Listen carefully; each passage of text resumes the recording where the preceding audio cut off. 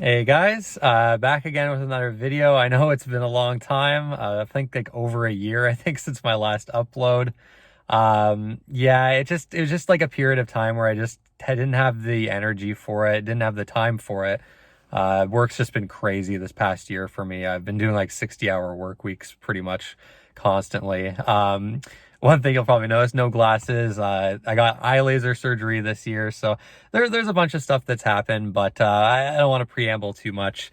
We're gonna do my top 10 games of 2022. So even though I haven't been doing videos, I have been still playing a lot of games, not as much as usual.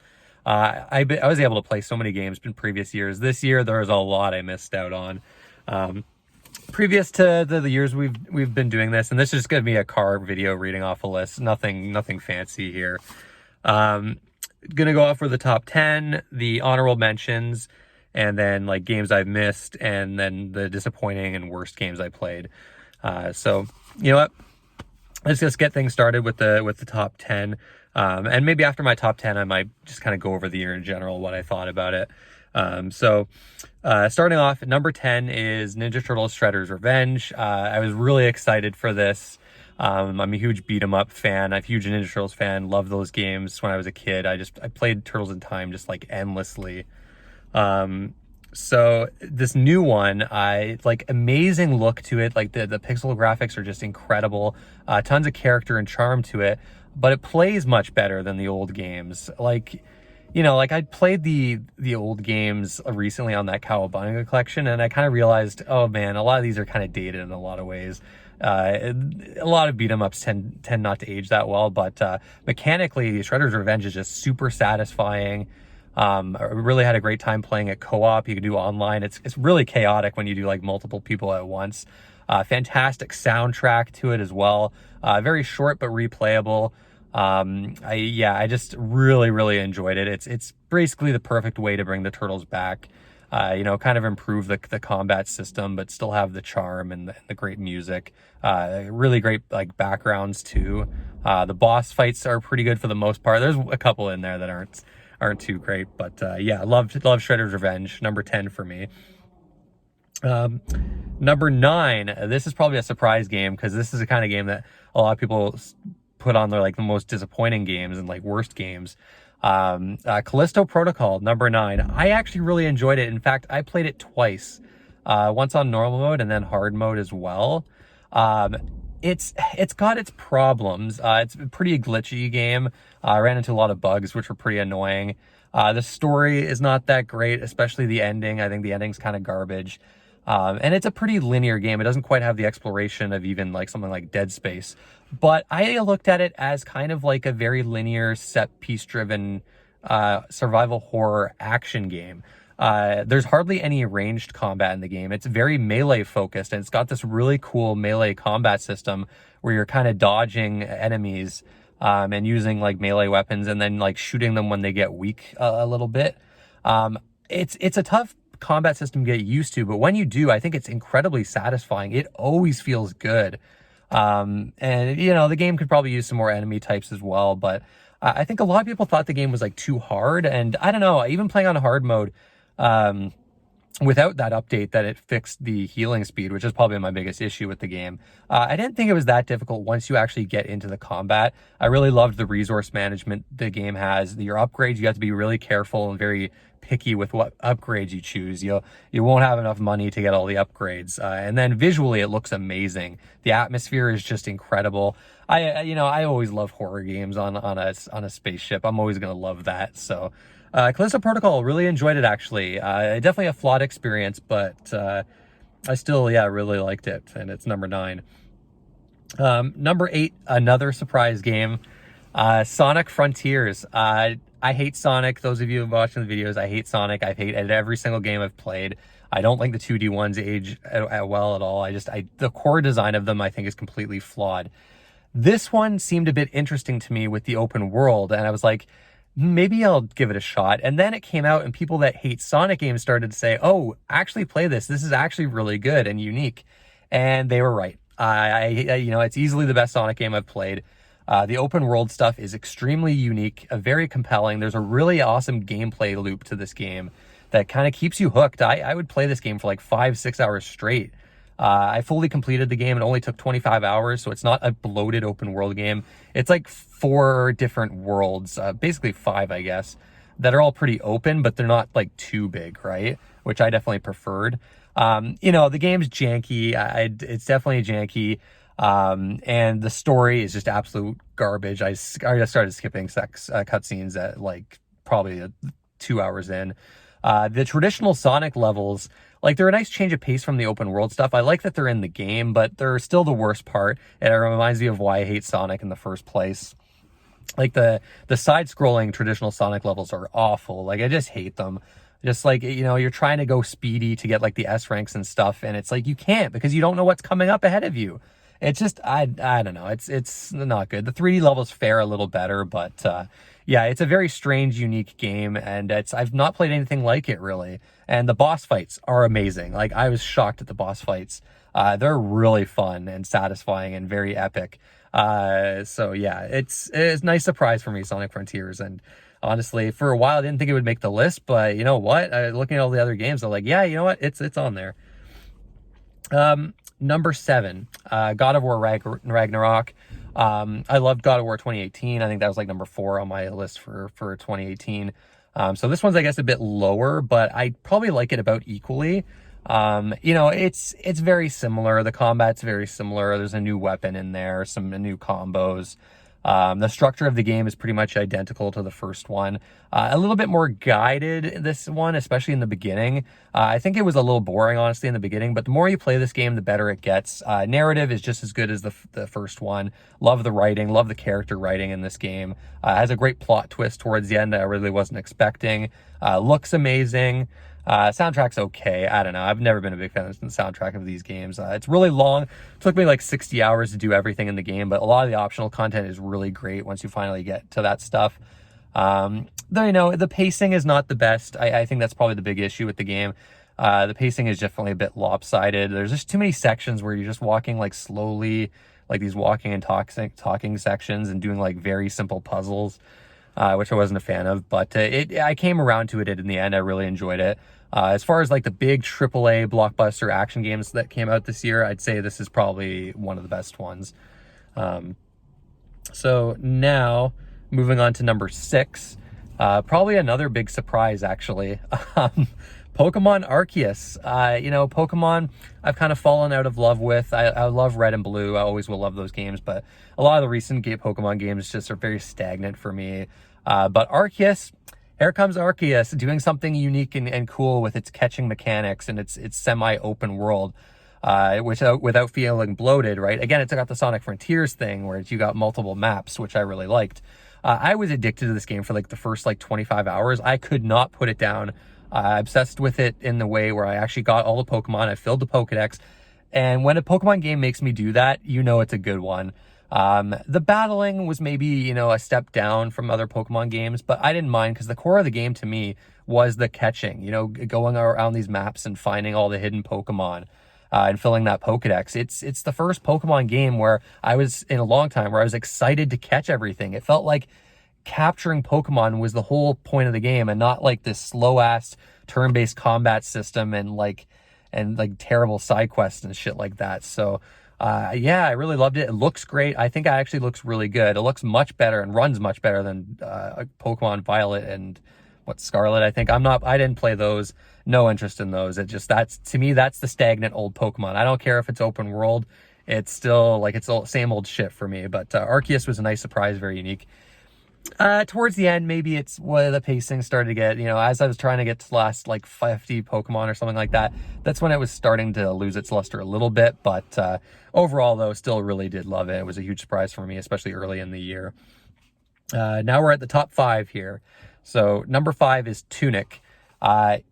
Big surprise for me. I wasn't expecting much from this game. It always looked good, but it looked like there was nothing really setting it apart from being like a typical Zelda clone. And then I played it. So, it's not without its faults. The combat can be a little iffy sometimes. It's a very difficult game, especially the boss fights. It takes inspiration from Souls in the sense that when you die, you lose some of your money. It's nowhere near as punishing as the Souls games though, but It's still punishing in the way that the combat's quite tough when you've got multiple enemies.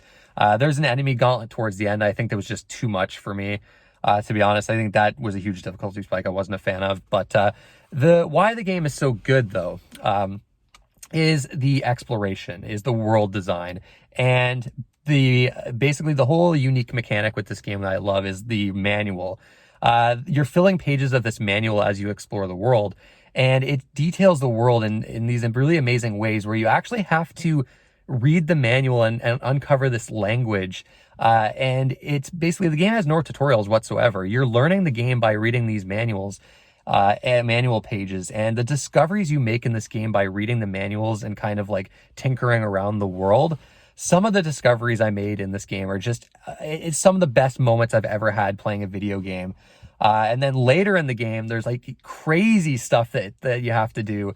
Some of it I couldn't quite figure out, but most of the game I was able to actually figure out all the puzzles and things like that to get the 100%. But there's one final puzzle that's just absolutely crazy, and it's the audaciousness behind it is utterly brilliant. Props to people that actually figured out that puzzle. I couldn't, but when I found out the solution, I was like, that is so fucking cool. Yeah, so it's just one of those games where the exploration is just so rewarding, and it's got such a cool, creative, unique concept behind it that makes the exploration even more rewarding. So, Tunic, just really amazing game. I was really surprised by it this year. One of those huge indie surprises. Number 4, Neon White, another amazing indie game surprise. This is done by the creator of Donut County, which is a very cute little, almost Katamari-esque game that I really enjoyed. Neon White is a huge step up from that game. Like, this game's crazy. I played it a little later in the year, which I regret. I kind of wish I played it early on in the year because it's awesome. Again, it's one of those games I love where I've never played anything quite like it.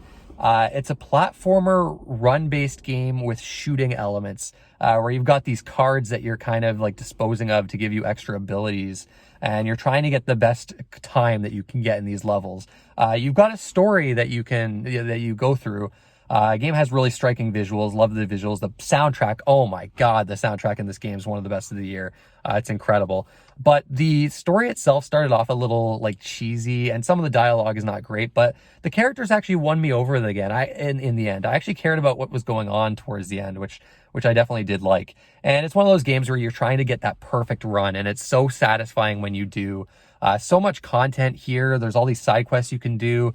It's just such a unique, fun game. Like, that's the big thing with this game, is just how fun it is. Like, like the controls are snappy and tight, even on console. And it's one of those things where it's like, you're going to be really surprised at the things that you're doing in this game. The sense of speed is spectacular, especially later when you get a certain ability. Neon White, one of those highly praised games from this year, and with good reason. It's amazing. Definitely check it out if you haven't already. Number 3, continuing the indie greatness here, Norco. Another huge surprise for me. It got amazing reviews when it came out, but it's kind of waiting for the PS4 version. So when that came out, I played it. So it's basically like a visual novel point-and-click adventure game. And the biggest inspiration for this game is Snatcher, which is one of my all-time favorite games of ever.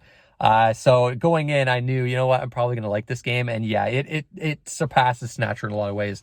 The story is the big thing with this game. It's so well written. It's funny. It's grim. It's got some really great themes to it. Especially if you're from like the South, like the US South, like it takes place in Louisiana, very dystopian kind of, setting in this game. And it gets really dark. It gets really heavy at times, but it's also one of the funniest games I've played this year. There's one extended part of dialogue that I was like actually almost crying laughing. It was so good. The story is like it's like a mystery kind of storyline too. So it's like a sci-fi mystery, in the realms of like Snatcher, right? And the atmosphere in this game is fucking impeccable. Like, it's just amazing what they do with very like lo-fi visuals. They just really create this world in a cool way. And then you have the soundtrack, which is my favorite soundtrack this year. It's to die for. It reminds me of Snatcher in a lot of ways. It's so moody. It adds so much to the exploration and the atmosphere of the game, that I can't recommend it enough. So yeah, Norco, One of those very like narrative heavy games that just succeeds on every level for me. Gameplay wise, the point and click adventure, it's very simplistic. You're not going to be doing any crazy puzzle or anything like that. And I actually prefer it that way. So I think if it had really convoluted puzzles, I probably wouldn't have enjoyed it as much. So Norco, very underrated game. I don't think a lot of people played it this year, and that's a shame because it's easily one of the best. And then number 2, another huge surprise, another indie game. A lot of people were raving about this game, and I was like, at first I didn't want to play it because I thought it was like a Pikmin style game, like only like a puzzle game, which I'm not actually that big into Pikmin. But it turns out it's a 3D platformer with some puzzle elements. And that game is Tinykin. And wow, the most like pure fun game I've played in years, and definitely this year. And this is the best 3D platformer I've played since Super Mario Odyssey. That's how good it is. It's a very short game. You have these like open levels that take place in a real house, and you're like everything's miniature. The level design and world design in this game is absolutely brilliant. The way it guides you all over the map, like subtly, right? And there's always something to pick up. There's always an obstacle. There's always tasks that you have for each of these maps. It's not a very taxing game. There's not much friction to it. And I think that makes it, I think the game's all the better for it. It's more enjoyable that way. There is some tricky platforming here and there, but it's, it's a collectathon in a lot of ways too. But the game, the controls are just so good. The play control is so tight. The platforming feels so good in this game. It's a very cute game as well. And it hooked me. It's one of those games where I beat it in 2 sittings. It took maybe like 12 hours to do like a full 100% run. And yeah, I did it in 2 sittings, like 2 like 6-hour sessions. I was hooked on this game. I couldn't get enough of it. In fact, I kind of wish it was longer. I wanted more. Like that's the sign of a good game. Like I love like a 12-hour game. Like I love shorter games these days, but Tinykin, I gotta say, was so fucking good that I wanted more. So definitely interested to see what these guys do next. It's the most fun I've had with 3D platformer in years. I can't recommend this game enough. Everyone was right. Definitely worth your time. And then number 1, but it's going to be most people's number 1. Not a surprise. It's going to be most of people's top 10s, that's for sure. Elden Ring, what else could it be? When this game came out, I was fucking obsessed. It's all I could play. I play 10, 12-hour sessions constantly. I was going to work. It's all I could think about. I just wanted to be home playing Elden Ring. I would go to sleep. I would have dreams about it. I would wake up like super early just to play it. They really did make craft like a really intriguing open world here. Now, all right, Elden Ring, there's been a lot of complaints since it's come out. Maybe people have gotten over the honeymoon period with it. I do question the replayability of it with the open world. So this is based on a first playthrough. So this might go down my list once I start playing it more and when the DLC comes out. But this is based on a first playthrough. Now, it does have problems. Towards the end of the game, there's some reused bosses. There's the dungeons, they can kind of get repetitive, but there's really not that many of them anyways. And the repeated bosses is probably the big thing, but honestly, every open world game does this. I'm not going to be too hard on the game. It's definitely a flaw with the game, but every open world game does this. So I like a little okay with it when the rest of the game is so fucking good. Like, this is an open world game where there's still mystery to it. There's still exploration. There's all these unique environments. So many great moments. When you take that first elevator and keep going down, I'm not going to spoil it too much. Incredible. When you find your first portal in this game, fucking incredible. Some of the boss fights, absolutely brilliant. When you get to the first actual like main dungeon in the game, it's your classic Souls level design with shortcuts everywhere. So you get these like concise like Souls types levels within this giant fascinating open world with just amazing atmosphere, incredible art direction. You have the horse, which I forget the name of already, but the horse, which is actually probably one of the best horses in an open world. You can jump. The horse can get almost anywhere in this game. It makes the game much faster. And I really did enjoy the horse combat as well. A really unique kind of wrinkle that they added to the game. The co-op works extremely well, so you can throw in co-op in there. You have the great same build variety that other Souls games have. And you know, I'm not a big fan of open world games, but From Software, they kind of nailed it here. They really did. You know, for the most part. You know, again, I've said there's flaws here. The soundtrack is brilliant too. Uh, there's one location in the game. It's one of those things where you just keep going deeper and deeper. So many parts of this game, I was constantly saying to myself, "Where the fuck am I?" Like, I love being lost in a world and not knowing where you are, and just like, oh my god, and seeing how the world just connects and how all these environments connect and kind of like the lore behind them too. So there's one part in the game where I was just going deeper and deeper and deeper, and I was like, where the fuck am I? And I eventually reached this one area. I'm not going to spoil the name of it, but it's one of the most visually striking areas I've seen in a FromSoft game. And it's just this one area, part of this giant world filled with all these unique areas. Yeah, I can't stop gushing enough. It's Elden Ring, adored it. I played like, I think it was like 100 hours it took me to do everything, got the platinum trophy. And I enjoyed pretty much every second of it. And yeah, based on a first playthrough, there's no other game that captivated me near as much as Elden Ring this year. So Elden Ring, #1 game of the year. Is it my favorite From Software game? Probably not. Dark Souls, I think, is always going to be my favorite game of all time, but and we have to look at the replayability, right? So there's a chance it kind of goes down the list, but based on a first playthrough, it's the best Souls game I've played since the original Dark Souls. Bloodborne might give it some competition, maybe. But yeah, I loved Elden Ring. Okay.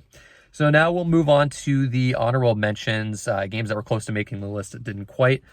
Sifu, really, really great game. Really amazing combat engine to it. A little too tough for me. Like it was a struggle getting through that game. I was really bad at it. And I think that's kind of what keeps it low on the, kept it from getting on the list. It was close though. For sure. Horizon Forbidden West. I enjoyed it. It's very similar to the first one. It's got too many problems for me. Just the bad narrative, the main character constantly talking to you, the world design and side quest design being so fucking dated and old. And I played this for like 20 hours, and I was enjoying it. It's just too similar to the first one for me, and the combat's pretty much identical. And then I played Elden Ring, because Elden Ring came out way too soon after this. And playing Elden Ring is what made me realize that, Jesus fucking Christ, Horizon is just old ass game design. It's just doesn't compare. And then I went back to finish Horizon and got the platinum in it after playing Elden Ring, and I was just like, yeah, this doesn't cut it. It just doesn't cut it anymore. The exploration is just not rewarding whatsoever. The climbing sections are fucking terrible in Horizon. The puzzles I wasn't a big fan of. It looks beautiful. It's an amazing looking game.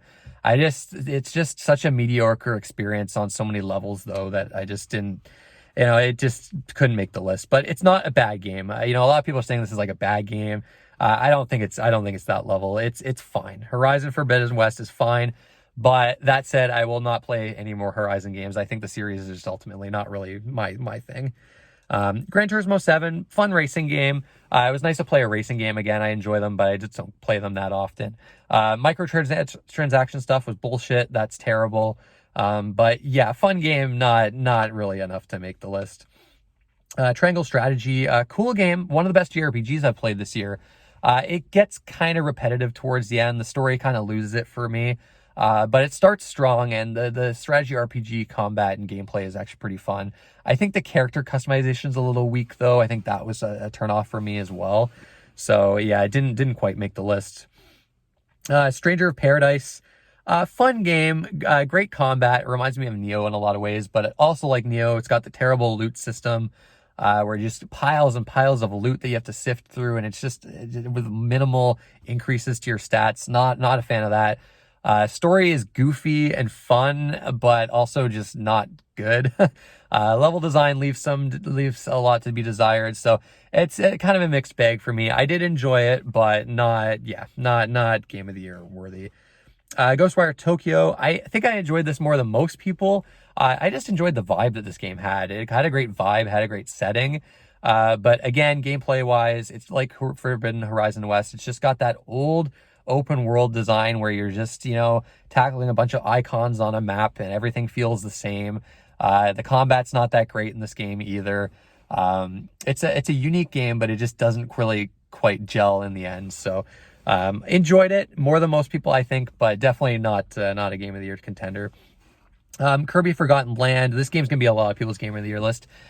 This one, I don't know. I liked it a lot. I especially like the final boss quite a bit. It's definitely one of the best Kirby games I've played in a while, but it's still a Kirby game. I don't think a Kirby game is ever going to be on a Game of the Year list for me. They're always fun, light games that I enjoy, but are never quite Game of the Year caliber for me. DioField Chronicle, kind of an unexpected game for me. Really cool combat system in this game that unfortunately just doesn't quite it doesn't evolve really. It becomes too easy. There's not too many options with it. Character progression is okay in this game, and then the story is just really bad. So at probably like the 6-hour mark already, it was getting kind of rote. So it was a really good game from the start. They have this good foundation with DioField Chronicle, and they didn't quite capitalize on it. So a sequel could be interesting, but for this first game, just a decent test run.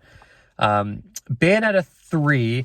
So I have this on most disappointing and honorable mentions because Bayonetta 3 is a good game. I enjoyed it. It's that same great character action, some really good boss fights. And it's a fun game to play. It's very mechanically, it's got a lot of depth to it. I liked the demon summoning mechanics. I thought those were actually really good. Some people hate on that. It's disappointing because it's nowhere near as good as Bayonetta 1 and 2. I'm sorry, it just isn't. The Viola sections are terrible. Just like a new character that's so restricting compared to Bayonetta. I don't like the way she parries attacks. I think it's kind of obnoxious. The boss battles with her are just very annoying. You have the Jean sections. Those are weird, like side-scrolling stealth sections. And all of this is going to destroy replayability. I didn't want to play the game again when I was done, which is like weird because Bayonetta 1 and 2 immediately after started new playthroughs on hard mode and all this. This game, I was like, nope, one and done. The narrative is not that great. I mean, it's never been great in any of these games, but the ending is honestly pretty insulting, if I'm going to be honest, even for someone like me. And some of the side missions in this game were so fucking annoying. Like, I don't know how anyone actually wants to do those. Like, going for 100% in this game would be fucking terrible. I would hate it.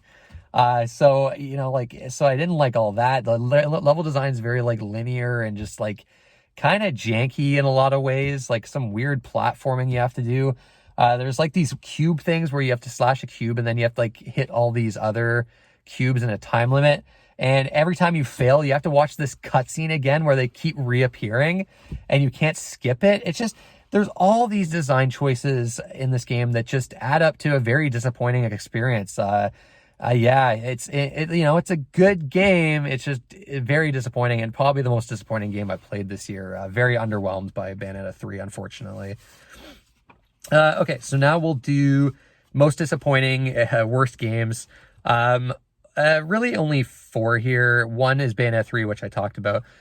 Nobody Saves the World, an indie game from Drinkbox Studios. I was really looking forward to this one. I just didn't care for it. It's a game where you have a job system where in the main dungeons, in fact, most dungeons in this game, they force you to do certain jobs to get through them. And it just completely destroyed any fun I had with the game. My enjoyment was coming from leveling up all the different jobs and experimenting with them. And then the game's like, no, fuck that. You got to use very specific jobs at multiple points in this game. And I was just like, no, like that's lame. Like, it's like, like, it's just not fun. It's like if, as a challenge, a Final Fantasy V run is cool when you're forced to do 4 specific characters. That's fine. But imagine if Final Fantasy V, you picked your character classes in the beginning, your jobs, and that was it. You unlocked new ones and you couldn't like use them at all. It's just, I don't know, a very, very baffling design decision that just completely ruined the game for me. Klonoa Collection, technically not 2022 games, but this I'll probably get a lot of disagreement on and hate on. I fucking hated these games. I think they're awful. They control like shit. The hit detection is fucking awful. The level design is irritating as hell. I don't like the narrative and cutscenes. They're constantly like just way too long and talky. So I skip those very fast, just wanting to get through the game. It's just one of those platformers. This doesn't feel good to play. And I just don't think the level design is that good. And the shifts between like the background and the foreground, I think are just convoluted and kind of messy. I just don't think it works well. So yeah, it's just one of those platformers, when a platformer doesn't feel good for me, and I think has just irritating level design, it's a failure for me. So, I finished those games and it was just a horrendous experience from like start to finish. Both the games had the same problems. The first game's probably worse, but the second game still has the same problems. So yeah, I know a lot of people love those games. I hated them. I'm never gonna play another Klonoa game ever again. And then the last one, this is more disappointing. This is a game that's going to be a lot of people's Game of the Year list, even number one for a lot of people, and that's Xenoblade 3. Now, a big part of this is, and you'll notice this on my Game of the Year list, my top 10, JRPGs, I'm kind of falling out of love with. I don't like the genre as much as I used to, especially modern JRPGs. They just don't do it for me, with a few occasions like Persona 5 Royal and Yakuza Like a Dragon. I still like the good old classic JRPGs, and that's why Chained Echoes looks a little interesting to me. And I'll probably why I want to play it. That's a game I missed. But Xenoblade 3, it felt like going through the motions. It felt like I'd played it before. The combat wasn't that much different from Xenoblade 2 and then the first game. And 65 hours of it. I'm sorry, I can't. The combat system has to be fucking incredible for me to get through 60 hours of the same fights, same battle system over and over again. The exploration, didn't find it that rewarding. The side quests were boring. And the story, I didn't like the story. I thought it was a cheesy and embarrassing, like, especially towards the end. Like, I was just like, I don't care about these characters. I don't care about what's going on. And then you have this ending that just goes on for fucking ever. This final boss that's like 6-7 phase final boss that just is so tedious and so boring. And then you have the ending cutscenes, which I just hated all of it. By the time I was over with the game, I was like, yeah, no, this was disappointing, because I really liked previous Xenoblade games. 2 was like a 7 out of 10 for me. So they've just kept getting worse for me. Like, still, my favorite's the first one. I love the first one, and I love Xenoblade X because the world design is incredible in that game. And this game doesn't even compare. Game looks great, has a great soundtrack. And the first like 15 hours or so, I was enjoying it. And then you hit hour 20, and then it gets into that JRPG thing where it feels like you're going through the motions. You're fighting this, you're doing the same combat system over and over again. You're doing those chain attacks that take forever. You're doing them over and over again. And by the 25-hour mark, I didn't care about the story anymore. So I was just playing it to finish it at a certain point. So yeah, you know what? Not even, now that I think about it, I'm talking about it, like, not even disappointing. Like, I just don't like Bayonetta 3, not Bayonetta, Xenoblade 3. Like, actually, the more I think about it, you know what? I don't think I like it, actually, because it didn't work for me on the combat level, and it didn't work for me on the story level. So as a JRPG, that's a failure for me. So yeah, strong disagreements with that one. I'm sure people loved it, but again, a large part of it is just my lack of interest in JRPGs these days. There's a lot of them came out this year that I just no interest in. So, but that's it for the disappointing worst games list. Now, do games I missed. I'm going to briefly go over these because video games are probably getting too long already. Not for broadcast, a cool looking PC game that I missed. Ollie Ollie World looks pretty awesome. I just haven't time for that. Loved Ollie Ollie 2. Rogue Legacy 2. I want to play it on PS5, so I'm waiting for that eventual PS5 version, but looks awesome. I enjoyed the first game quite a bit. The Quarry. I played it a little bit at a friend's house, and I actually really enjoyed it, but not enough to pay for it. It hasn't gone on a deep enough sale for me, so didn't play it. Power Wash Simulator, I want to play it on PS5. Looks fun and relaxing, so that game looks pretty cool. As Dusk Falls, Xbox PC exclusive. Now, there's actually a lot of games on here that are Game Pass, like Xbox games, and I think I'm going to have to buy an Xbox One. I think Game Pass at this point is too valuable, and I end up missing on a lot of the games if I don't have it. So I think, yeah, this next year I'm going to finally go for an Xbox One, I think.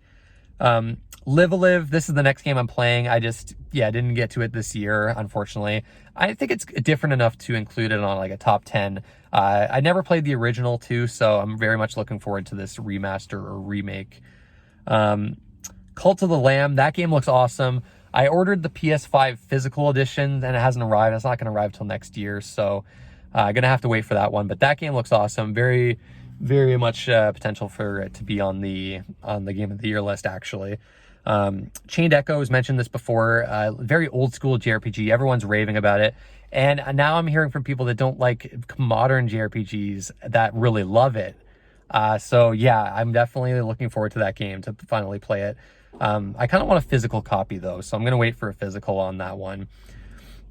Rollerdrome, that's a cool, stylish looking game by the developers of Ollie World. I definitely want to try that. Immortality, here's an Xbox Game Pass game. It looks interesting. I don't know if it's quite for me, but it's one of those games I'd like to try, hence, you know, the Game Pass thing, right? Metal Hellsinger, this game seems right up my alley, like a metal game, like first-person shooter like Doom. So I'm surprised I didn't play it. It's just too expensive for what it is for me. So I'm waiting for a deeper sale on it. Shovel Knight Dig looks like a fun roguelike. I just unfortunately didn't have the time for it. Scorn looks cool. You know, the atmosphere looks amazing. I'm not sure about the combat and the checkpoints and things like that, so that's why I didn't try it, but I'm going to try it at some point. Mario and Rabbids looks a lot of fun. I didn't care for the first game, but this one looks to improve it by quite a bit. I'm still hesitant because Ubisoft, I don't like anything they put out, but I'm going to give it a try at some point. Vampire Survivors, this is probably one of the big ones. I really wanted to play this, but again, Xbox and PC only. I'm sure my PC could run it, but I don't know. I just don't want to play on PC with a keyboard and mouse. I know you can connect a controller, but you know, I'd rather wait for the PS5 version. Honestly, I can wait. But that's one of the games that has very high potential of being on the list. Everyone loves that fucking game. Signalis, this is another big one. There's a physical copy coming out in February, so I'm gonna wait for that. But that game looks totally up my alley. It looks amazing, and very good chance that makes my Game of the Year list. Pentiment, another big one that's would probably make my Game of the Year list, but PC, Xbox only. So when I get the Xbox One, I'll play Pentiment. It looks awesome. Evil West looks like a really fun game, kind of like you know, the kind of old PS2 games that you would see. Not cheap enough for me. Gonna wait for a sale on that one. Midnight Suns, I'm kind of mixed on because I hate Marvel, but man, does the combat in that game look unique and interesting and fun. So I don't know. I'll probably play it when it's like $20 or something like that. And then finally, High on Life, which I've heard really good things about. I loved Trover Saves the Universe, so I'm pretty sure I would enjoy this game. But again, Xbox Game Pass, PC Game Pass, so I'll have to wait for the Xbox One on that. But there you have it. That's my top 10.